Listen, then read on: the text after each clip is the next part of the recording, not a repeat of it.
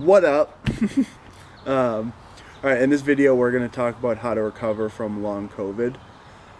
Before we go any farther, I just want to say I'm not a doctor. If you're suffering with long COVID, please go see your doctor. I'm just sharing my experience. And I feel like I have a unique perspective because I've spent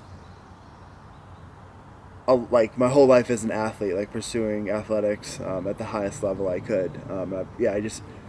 I have a lot of experience with recovery and like training and recovery, and I think that it's given me a unique perspective now recovering from a chronic illness, and just drawing the comparisons of like training for something where you're pushing your body to your limits and also trying to recover from a chronic illness, which has given me a vastly new perspective. And yeah, I think bringing the two together and just helping people going through this and how to recover from things like long COVID or chronic stress or chronic fatigue syndrome, anything that falls under this umbrella.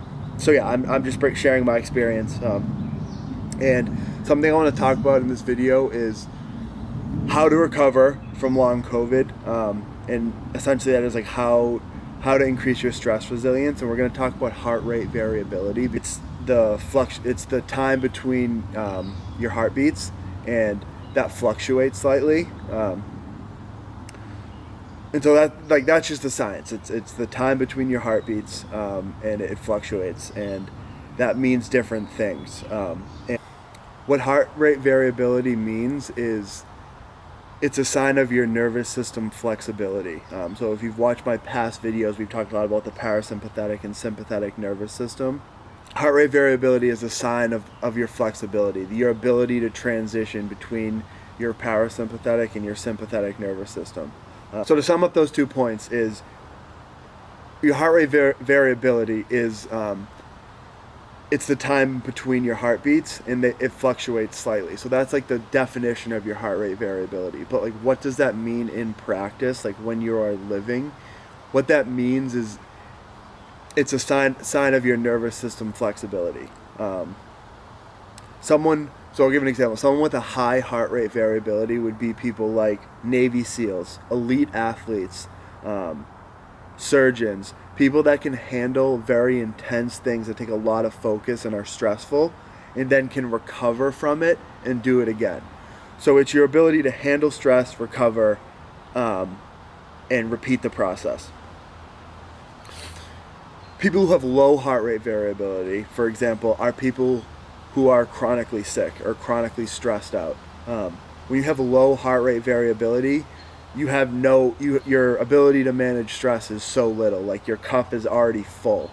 Like you know what I mean? You're chronically sick, you're tired.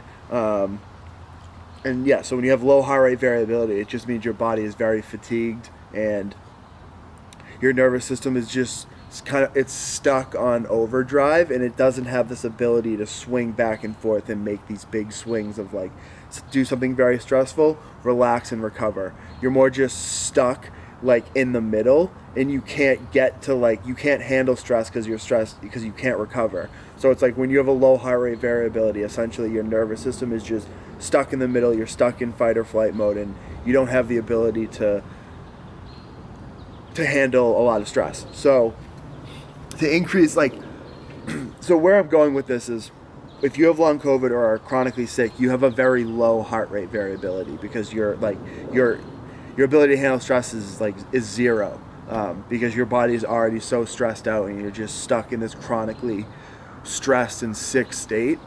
And your goal is to be able to get back to increasing your ability to handle stress and recover. And that's where heart rate variability comes in. And I've heard I was listening to a podcast the other day. They were talking about long COVID and heart rate variability, and I just think there's a big disservice on like how doctors and stuff talk about heart rate variability, because they don't really ever tell you how to improve it. They just say how important it is. And I'll give you an example. Something that does help it is your breathing patterns, and that's usually what people say. Is diaphragmatic breathing, like when you're just Okay, let me start over. Breathing is a huge part to recovery and to handling your nervous system. I often find people only mention heart rate variability with breathing, and like that is huge. Breathing can increase your heart rate variability a lot. It's very good for you. And that's how you recover. Your breath is so important, and people often do overlook breathing because people like, I breathe all day. Why do I need to learn how to breathe? But you don't understand how recovery works. Is so important with your breathing and diaphragmic breathing. So like most of the day, like you should be breathing in through your nose and down into your belly down here.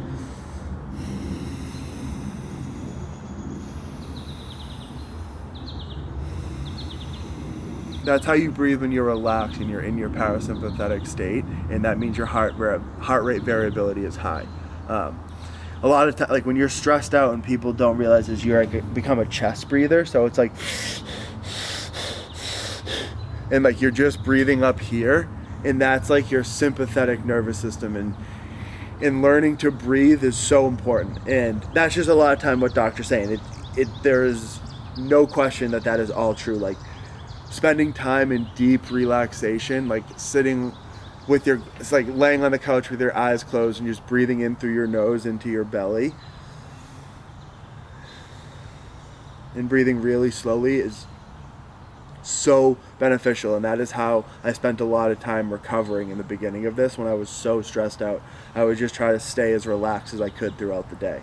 But as your recovery advances, like you need to, so like you can't just leave it as breathing, because like breathing does affect heart rate variability and it can help you so much, but like doctors just leave you there, and they don't describe how to like further increase recovery. So as you recover from this illness, like you're past those initial stages, like the first 6 months or whatever, like whatever the time frame is for you. It's probably different for everybody, but like after you over that initial, like it's so bad you can barely do anything, you need to start to physically rehabilitate yourself, which will increase your heart rate variability. There's much more to heart rate variability than just breathing, and this is where training comes in. Like when you are chronically sick and you have low heart rate variability, you have to train your body to increase your heart rate variability. What that means is your ability to handle stress. So as you start slowly, like if you're really chronically sick, like the first things you need to do is like just start walking again and introduce your body to that. Introduce your body to be able to do chores around the house. And like slowly introduce stress so that your body like can start to handle it again. But as you progress and you're able to walk, and then you're maybe able to go for your first run, and things are getting better and better. And this is what I'm saying is this is for more advanced recovery. Like once you're past the initial stages, you have to start to introduce more stress and more relaxation to strengthen your nervous system and to get back to 100%. When you have a high heart rate variability, it means you can swing between your sympathetic and your parasympathetic nervous system very easily and effectively, and you're really good at doing life essentially. Like you crush all your goals and then you rest and recover and do it again. And so when you get sick, you lose that ability. You lose your ability to handle stress because you're always stressed and stuck in the middle. And training is just so important. Like you have to train to get your health back is what I'm saying. So I will put now, like I just finished a workout at the gym, for example. So I just did a hard workout, and so that's stressful on the body. And now that I applied this stress, I'm going to recover. I'm going to spend the rest of the day like being still, like finding time to just really relax, read, meditate, and just like slow my body down. And like that ability, so doing something stressful, i.e. I'll put my gym workout in. Ready? I'll put some clips of it right now. Ready, set, go. Gym workout. I know you told your friend you're not okay, Tell me what's wrong and why you never said you felt that way. And guess you're trying to stay strong and fake a smile until I look away. But I've known you too long, it hurts to watch your blue eyes fade to gray as you fade away, as you fade away.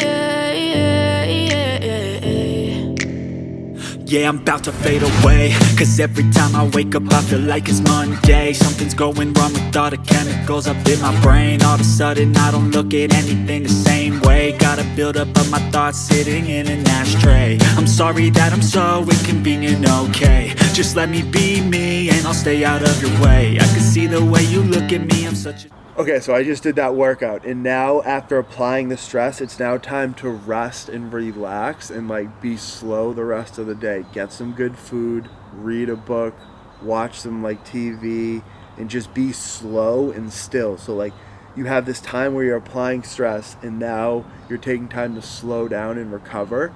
And repeating this process of doing something stressful but then taking the time to recover will increase your heart rate variability. And that improves your quality of life. So you're essentially teaching your body again how to handle stress and then how to relax. So like that is just so important when you're overcoming a chronic illness, because like when you become chronically sick, a lot of, like I said, your nervous system and immune system are out of whack, and you have to teach it how, you have to teach your body how to like handle stress and how to recover again. Because you're always chronically stressed, your body thinks it's just, yes, it's always stressed out. So to introduce like something like harder workouts introduces real stress to your body, and it's like this, it tells your body this is real stress. So then when that event's over, it can come back and relax, and now it's starting to learn again. Your nervous system is starting to learn again.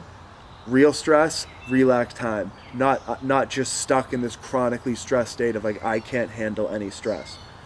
Now this is also like a very fine thing that you have to increase slowly. Like you can't just go do workouts. Like if you go back to like, I just insert workouts, yes, and I'm doing like, I'm lifting heavy weights again, and like I'm almost all the way recovered, you know what I mean? I'm like 94% recovered, whatever.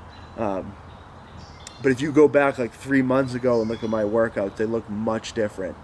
So this is a slow, gradual process, but you just want to gradually introduce more stress and then more recovery, and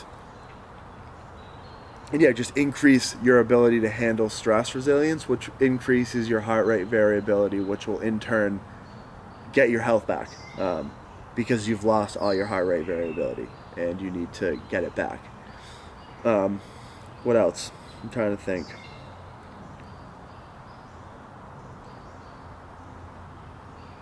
Alright, so I'm going to try to sum up this video. I know because I've talked for a while because of, I have a lot of thoughts, and I hope I'm getting them out coherently.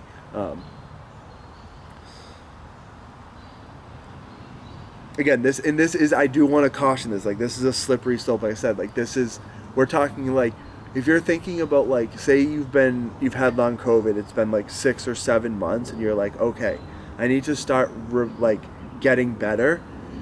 This is like, you need to plan out your next year. This isn't like going to happen over the short span. Like you have to plan out like starting to introduce stress and like increasing that stress gradually over a year. Because if you do too much, you're just going to crash and burn, and your body's going to stay in this chronically sick state, and like your heart rate variability is going to stay low, because the key is to introduce stress and fully recover and repeat the process.